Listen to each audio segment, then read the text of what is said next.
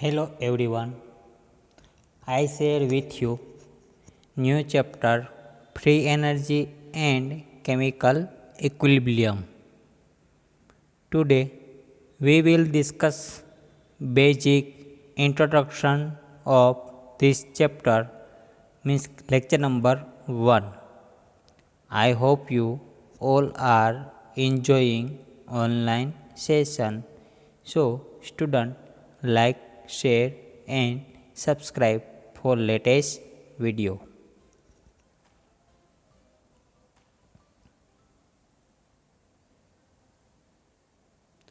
તો હવે આપણે free energy and chemical equilibrium, બરાબર, રાસાયણિક સંતુલન જેને આપણે કહી શકાય, એના વિશે આપણે આજે બેઝિક ઇન્ફોર્મેશન આપણે મેળવવાની છે.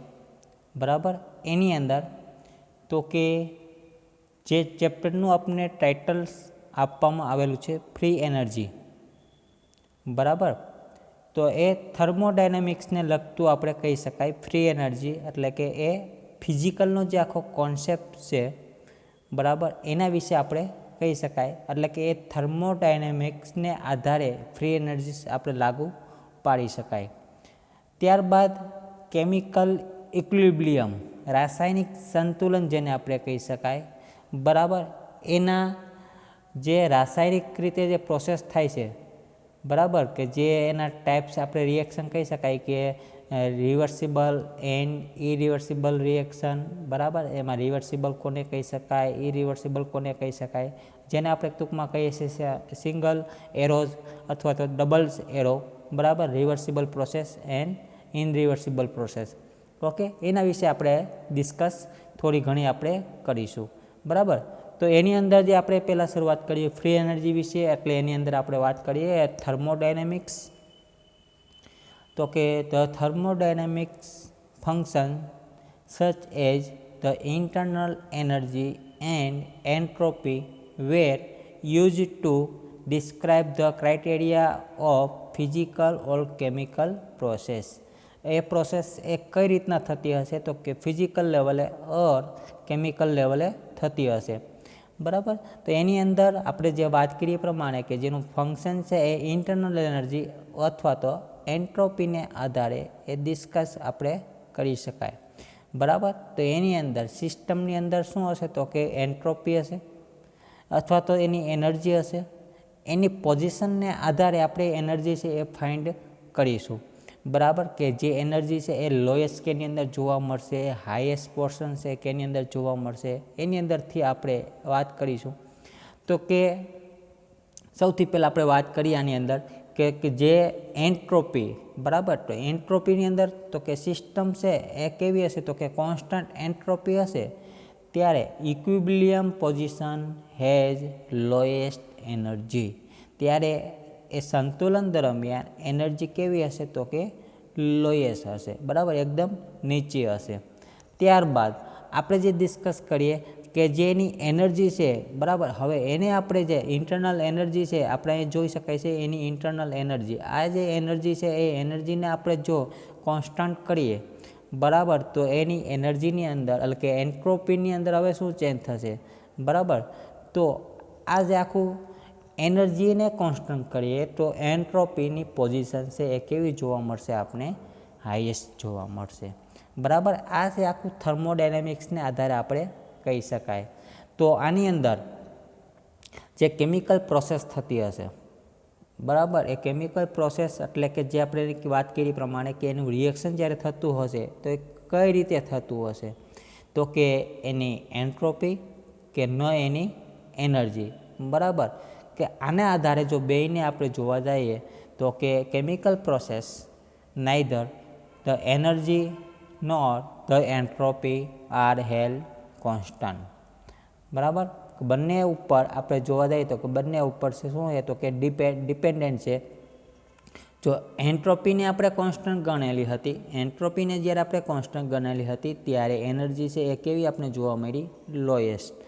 જ્યારે સિસ્ટમની અંદર જ્યારે એન્ટ્રોપીને આપણે કોન્સ્ટન્ટ ગણી, એનર્જીને આપણે કોન્સ્ટન્ટ ગણેલી ત્યારે એન્ટ્રોપી આપણે કેવી જોવા મળી, હાઈએસ્ટ જોવા મળેલી.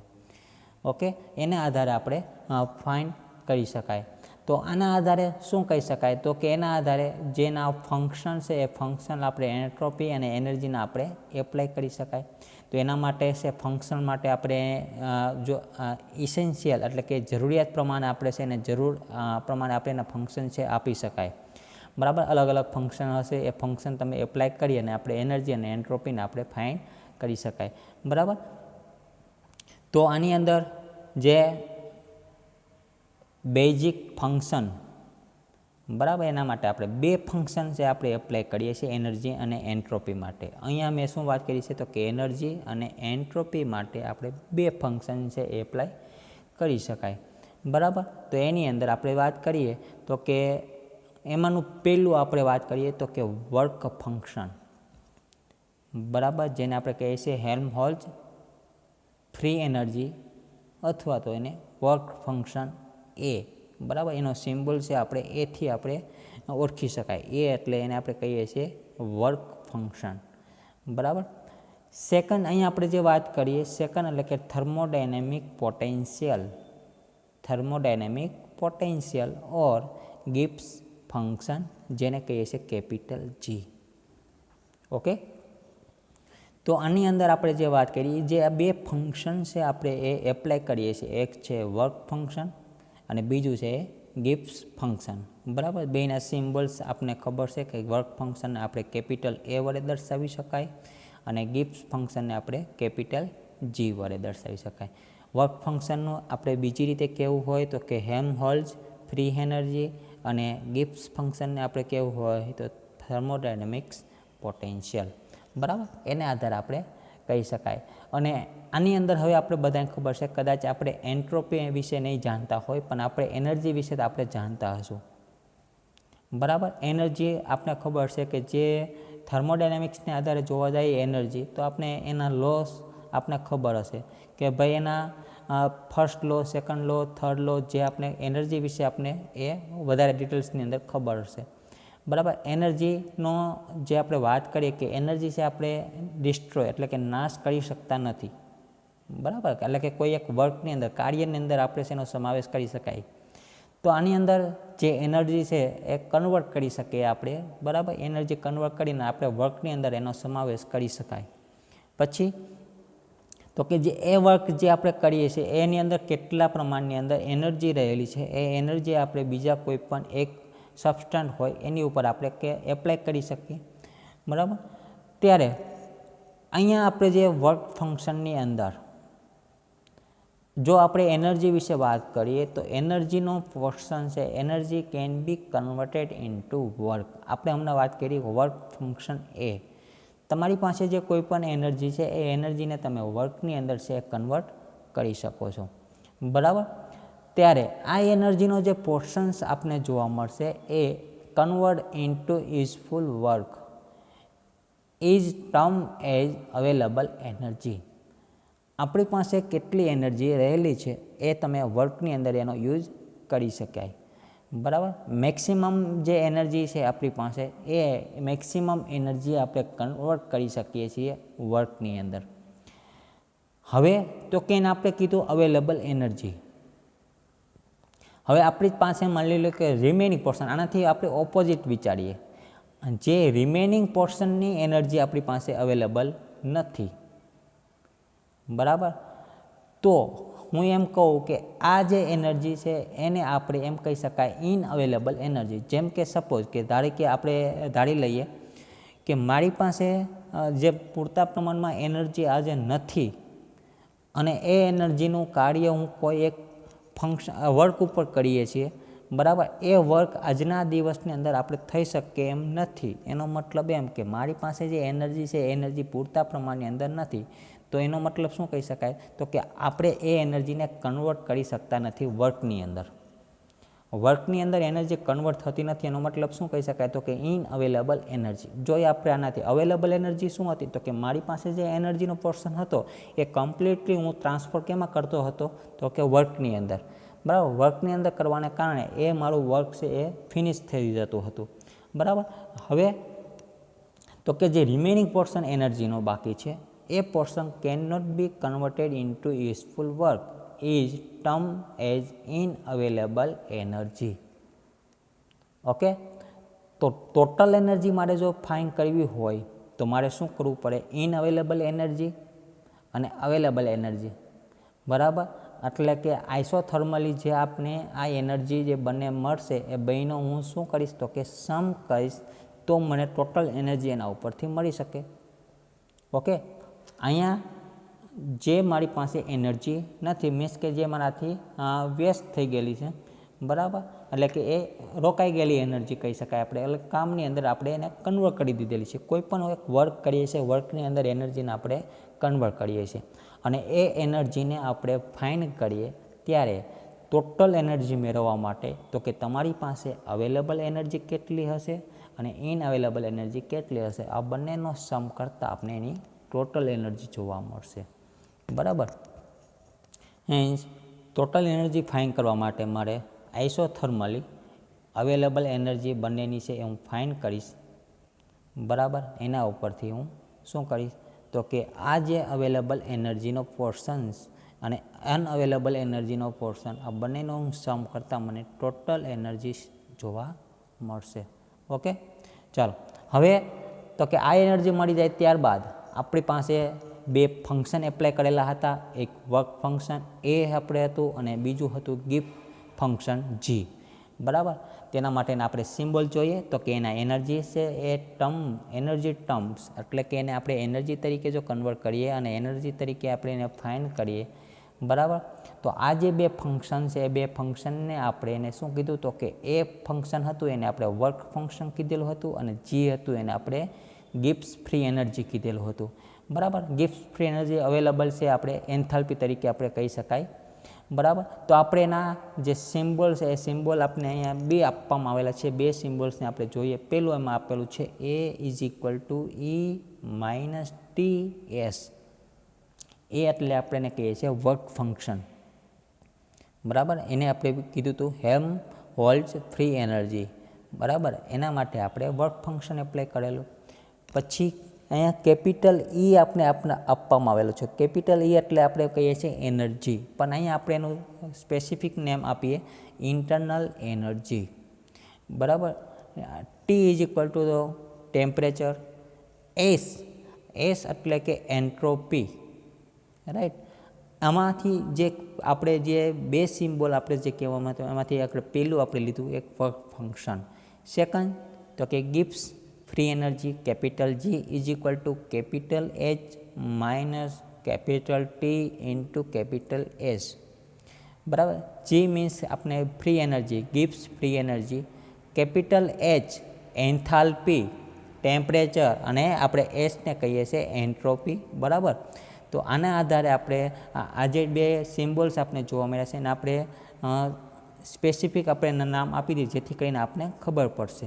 તો કે અહીંયા એ તરીકે આપણે કહીએ તો કે હેલ્મહોલ્ટ્ઝ ફ્રી એનર્જીનું વર્ક ફંક્શન કહી શકાય. જી ગિબ્સ ફ્રી એનર્જી, બરાબર.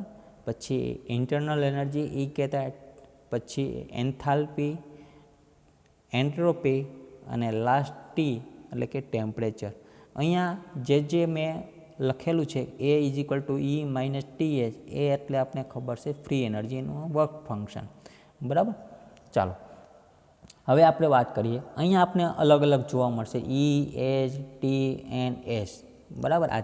એમાંથી જે ચાર આપણે જે જોવા મળશે એમાં ટી આપણે કોમન જોવા મળશે, એચ પણ આપણે કોમન જોવા મળશે, અને ઈ અને એચ, બરાબર. ઇન્ટરનલ એનર્જી અને એન્થાલ્પી, આની જે વેલ્યુ છે એ આપણે ડિફાઇન કરી શકાય કે એ અને જીની અંદર જ્યારે આપણે વેલ્યુ એની એપ્લાય કરી અને આપણે સિસ્ટમની અંદર આપણે ઇન્ડિપેન્ડન્ટલી આપણે જોવું હોય તો એનો પાથ પ્રમાણે આપણે સિસ્ટમ પ્રમાણે આપણે ચેન્જ કરી શકીએ. અને આ જે સિસ્ટમ પ્રમાણે આપણે જોવા જઈએ તો કે ઈ, એચ, ટી એન્ડ એસ, આ જે બે વેલ્યુ છે એ એન્ડ જી, બરાબર. એ એન્ડ જી આ જે બંને વેલ્યુ છે એને આપણે ડિફાઇન કરી શકાય. ક્યારે તો કે ટી અને એસની વેલ્યુ આપણે જાણતા હોય ત્યારે, બરાબર. ટેમ્પરેચર અને એન્ટ્રોપી આ બંનેની વેલ્યુ આપણે જાણતા હોય ત્યારે આપણે એ વેલ્યુના આધારે આપણે ફાઇન્ડ કરી શકાય. જો આ બધી વેલ્યુ આપણે જાણતા હોય તેના ઉપરથી આપણે એ અને જીને આપણે ફાઇન્ડ કરી શકીએ, બરાબર. EHTNS આ બધાની વેલ્યુ જો આપણે જાણતા હોય તો એ અને જીની વેલ્યુ આપણે ફાઇન્ડ કરી શકાય. ઓકે. અને આ જે સિસ્ટમની અંદર આ જે વેલ્યુ એપ્લાય કરતા ઇન્ડિપેન્ડન્ટ ઓફ ધ પાથ, બરાબર, એ આખો પાથ કેવો હશે તો કે independent follow for the change in the state of the system. બરાબર. અને આના આધારે આપણે થર્મોડાયનેમિક્સને આધારે આપણે કહી શકતા હતા કે થર્મોડાયનેમિક્સને આધારે શું હતું તો કે એમાં એક્સટેન્સિવ ને ઇન્ટેન્સિવ જે પ્રોપર્ટી હતી, બરાબર, સિસ્ટમની અંદર એ આપણે એ પ્રોપર્ટીની અંદર પણ આપણે એની અંદર એપ્લાય કરી શકાય. પણ એમાંની આપણી પાસે એક જ પ્રોપર્ટી આપણે જોઈએ, એક્સટેન્સિવ પ્રોપર્ટી. બરાબર. એ સિસ્ટમની અંદર રહેલી extensive property and depend on the quantity of the matter.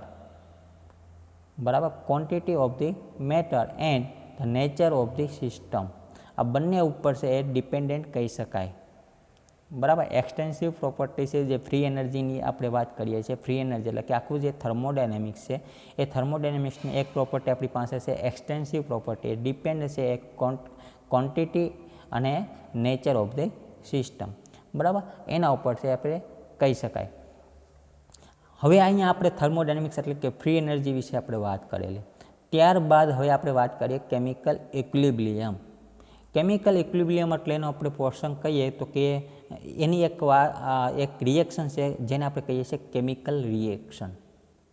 બરાબર. કેમિકલ રિએક્શન છે એ આપણે કેવું હોય તો કે રિએક્શન એટલે શું તો કે કોઈ એક પ્રોસેસ થતી હશે. બરાબર. પ્રોસેસની અંદર તો કે પ્રોડક્ટમાંથી જ્યારે રિએક્ટન્ટની અંદર છે રિએક્ટન્ટમાંથી જ્યારે પ્રોડક્ટની અંદર કન્વર્ટ થતું હશે એટલે એક પ્રકારની રિએક્શન કહી શકાય.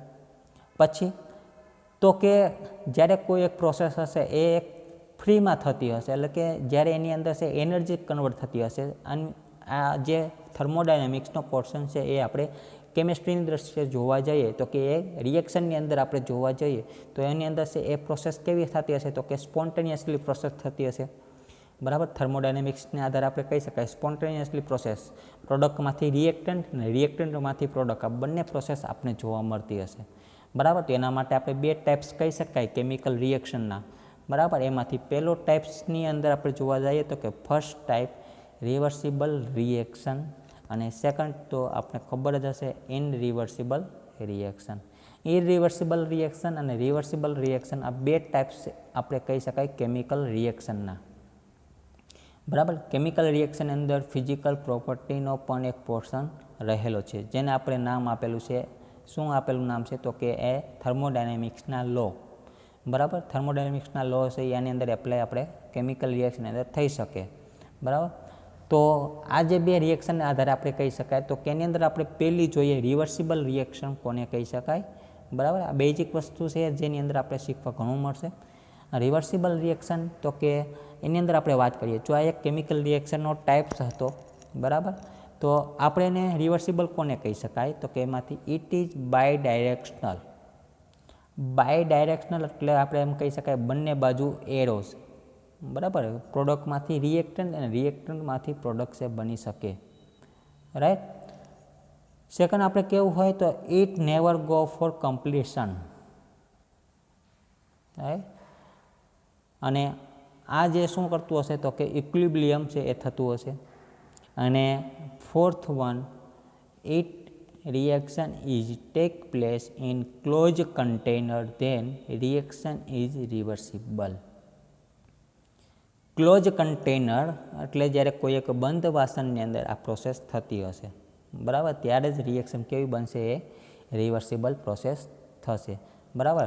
એટલે જોઈને આપણે ઇક્વેશન પ્રમાણે જોવું હોય તો આપણી પાસે ઇક્વેશન એક છે અહીં આપણી પાસે કેલ્શિયમ કાર્બોનેટ. બંને બાજુ એરોઝ આપણે રાખેલા છે. બરાબર. એ કેલ્શિયમ કાર્બોનેટને હીટિંગ કરશું એટલે આપણે calcium oxide plus carbon dioxide જોવા મળશે. આ આખી જે રિએક્શન છે એ રિએક્શન આપણે કેની અંદર જોવા મળશે તો કે ક્લોઝ કન્ટેનર બંધ પાત્રની અંદર આપણે જોવા મળે છે. બરાબર. બંધ પાત્રની અંદર થતું હશે ત્યારે કાર્બન ડાયોક્સાઇડ પણ પાછું કોની સાથે રિએક્શન કરતું હશે તો કે કેલ્શિયમ ઓક્સાઇડ સાથે રિએક્શન કરી અને કેલ્શિયમ કાર્બોનેટ બનતું હશે. એટલે કંઈ આપણે વાત કરીએ ડબલ એરોઝ. બરાબર. બંને સાઈડ છે આપણે તીર જોવા મળશે. ડબલ એરો આપણે જોવા મળશે એટલે કે આ જે રિએક્શન છે એને આપણે કહીએ છીએ રિવર્સિબલ રિએક્શન. બરાબર. જે પોર્શન આપણે કહી શકાય એ ફોરવર્ડ છે, અને કેલ્શિયમ ઓક્સાઇડ પ્લસ CO2 જે આપણે પ્રોડક્ટ જોવા મળેલી છે એને પછી ફરીથી આપણે કેલ્શિયમ કાર્બોનેટમાં ટ્રાન્સફર કરીએ તો એને આપણે કહીએ છીએ બેકવર્ડ રિએક્શન. ફોરવર્ડ રિએક્શન અને બેકવર્ડ રિએક્શન એ આપણે રિવર્સિબલ રિએક્શનની અંદર આપણે સમાવેશ કરી શકાય. બરાબર. આપણે એની કેરેક્ટરિસ્ટિક આપણે જોશું કે જે આ કેમિકલ્સ ઇક્વિલિબ્રિયમ્સ આપણે જોવા મળશે એના કેરેક્ટરિસ્ટિક આપણે શું છે, એની લાક્ષણિકતા આપણામાં શું રહેલી છે એ આપણે એની અંદર જોશું. બરાબર. એ બેકવર્ડ રિએક્શન, ફોરવર્ડ રિએક્શન એની અંદર જોવા મળશે આપણને. ત્યારબાદ આપણી પાસે સેકન્ડ રિએક્શન જે હતી એ હતી ઇરિવર્સિબલ રિએક્શન. બરાબર. પહેલાંની અંદર છે બાય ડાયરેક્શનલ હતી, આની અંદર કેવી હશે તો કે યુનિ ડાયરેક્શનલ, એક જ એરોથી આપણે દર્શાવી શકાય. પહેલાંની અંદર છે રિએક્શન કમ્પ્લીટ ન થતી હતી, આની અંદર રિએક્શન કેવી થઈ જશે તો કે ગો ફોર કમ્પ્લીશન. બરાબર. અને ત્યારે પહેલાંની અંદર હતું કે ઇક્વિલિબ્રિયમ છે એ એટેન્ડ હતું, આની અંદર છે ઇક્વિલિબ્રિયમ છે એ એટેન્ડ હશે નહીં, no equilibrium is attained. And for one is reaction is said to be irreversible when either of the product is settled down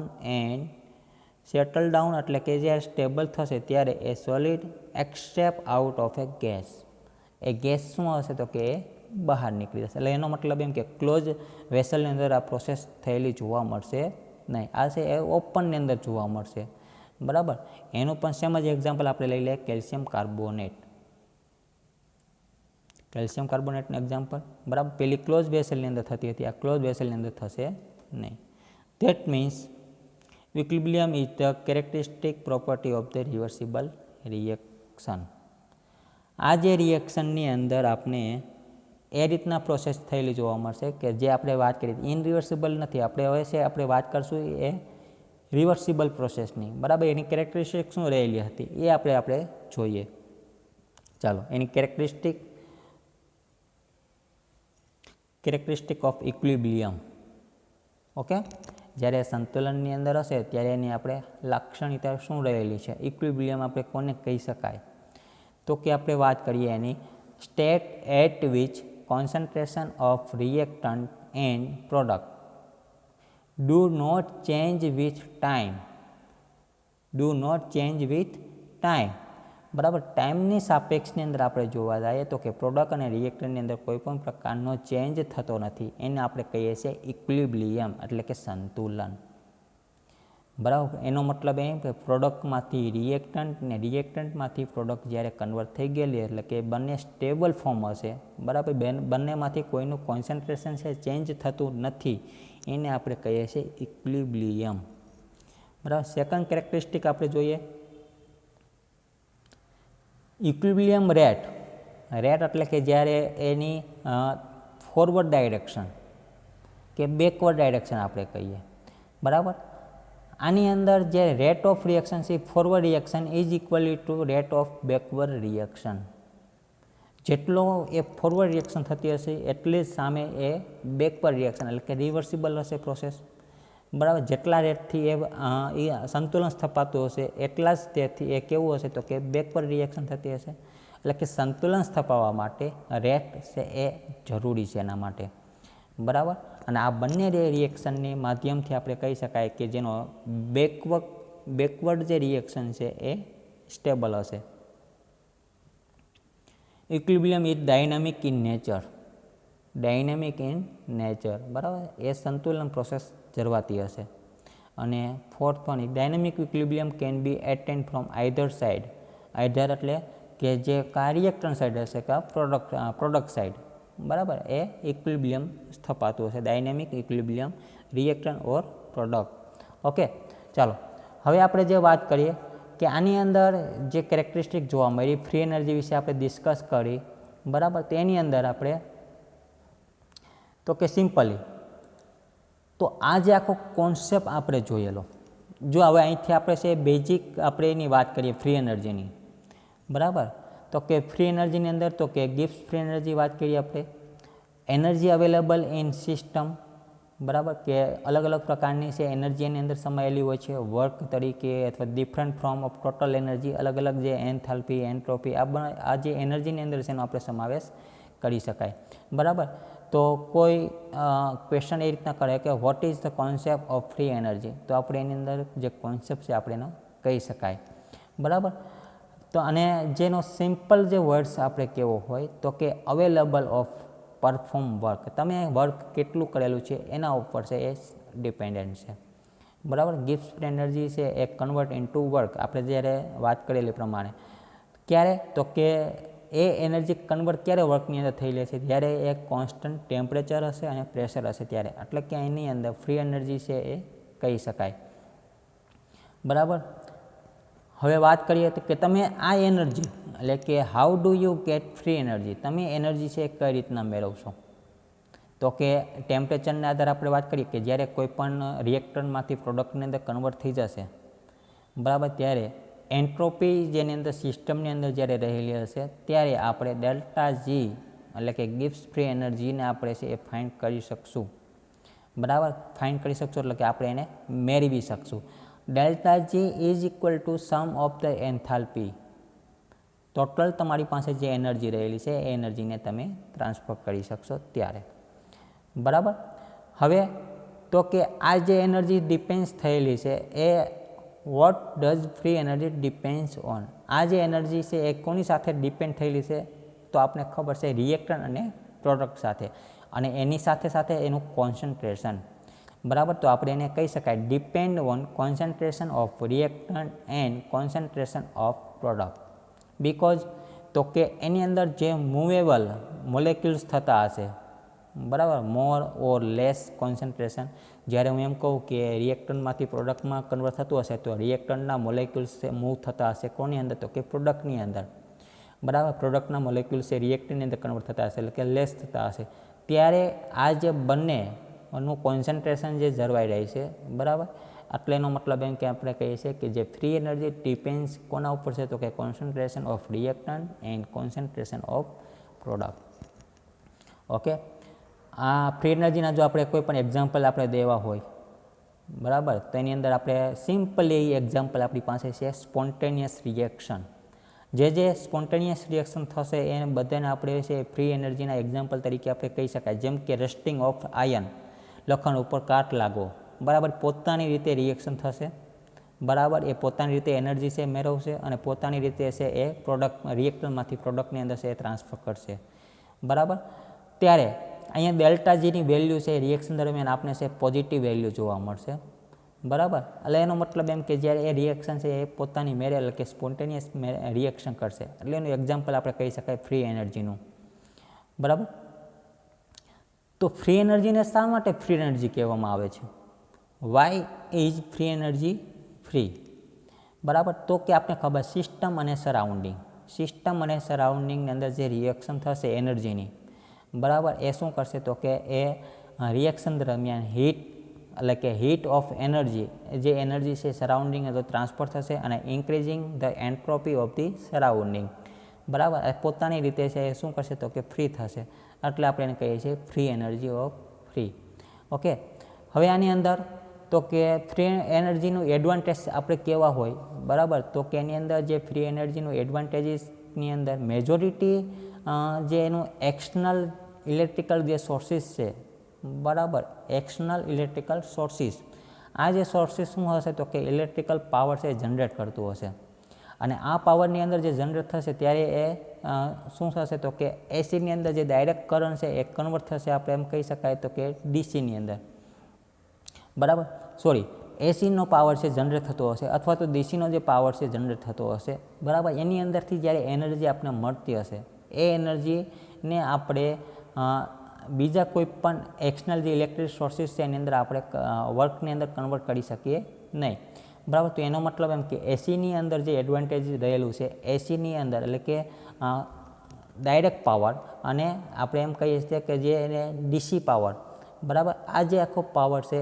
અને એપ્લાય કરીએ ત્યારે આપણે એના સોર્સિસ તરીકે આપણે શું જોવા મળશે તો કે એ એડવાન્ટેજીસ જોવા મળશે, બરાબર. અને આ સોર્સિસ તરીકે મેઇન એનો જો હોય તો એ એસી અને ડીસી પાવર, બરાબર. આ ઇલેક્ટ્રિકલના પાવરને આધારે આપણે એને એડવાન્ટેજીસ કહી શકાય, કારણ કે એમાંથી છે ફ્રી એનર્જી આપણે જોવા મેક્સિમમ પ્રમાણની અંદર જોવા મળતી હશે, બરાબર. ત્યારબાદ આની અંદર હવે આપણે બીજી વાત કરીએ તો કે મેગ્નેટિક જનરેટર, બરાબર. મેગ્નેટિકના આપણે જનરેટર આપણે મેજોરિટી યુઝ કરતા હશું કે જેના કારણે છે એનર્જી આપણને મળતી હશે, અને આ મેગ્નેટિક એનર્જીના કારણે આપણે મેક્સિમમ અમાઉન્ટ ઓફ એનર્જી છે એ ફાઇન્ડ કરતા હશું, આપણે મેળવતા હશું, બરાબર. મેક્સિમમ પ્રમાણ તરીકે આપણે કહીએ કે હાઉસ એટલે કે આપણે ઘરની અંદર છે એ જનરેટરની માધ્યમથી આપણે એ કનેક્ટ કરીએ અને ચાર્જિંગ કરીએ, બેટરી ચાર્જિંગ કરીએ, બરાબર. એના મદદથી આપણે એનર્જી મેળવતા હશું. તો આનો જે પોર્શન છે આખો ફ્રી એનર્જીનો અને કેમિકલ ઇક્વિલિબ્રિયમનો એ બેઝિક વસ્તુ તરીકે આપણે કહી શકાય, બરાબર. આના પછીનો આપણે જ્યારે ચેપ્ટરની અંદર આપણે આગળ વધશું એટલે કે લેક્ચર નંબર 2ની અંદર આપણે જોશું ત્યારે આપણે શું જોશું તો કે જે આપણી પાસે બે સિમ્બોલ્સ હતા, બરાબર. આપણે એને કીધું હતું એકને વર્ક ફંક્શન અને બીજાને આપણે શું કીધેલું હતું, ગિવ્સ ફ્રી એનર્જી. તો આપણે નેક્સ્ટ લેક્ચરની અંદર આપણે ડિસ્કસ કરીશું વર્ક ફંક્શન. ઓકે, બસ. તો આ લેક્ચરની અંદર આપણે જે અત્યારે બેઝિક ઇન્ફોર્મેશન આપણે મેળવેલી છે ફ્રી એનર્જી અને કેમિકલ ઇક્વિલિબ્રિયમની, બરાબર, એની સાથે સાથે આપણે થર્મોડાયનેમિક્સનો રૂલ્સ આપણે શું કહેવા માગીએ છીએ, થર્મોડાયનેમિક્સની અંદર રહેલી એનર્જી, બરાબર, કઈ રીતના કામ કરશે, બરાબર, એ બધી વસ્તુ આપણે છે એ લેક્ચર નંબર 2ની અંદર આપણે જોશું. Okay, thank you.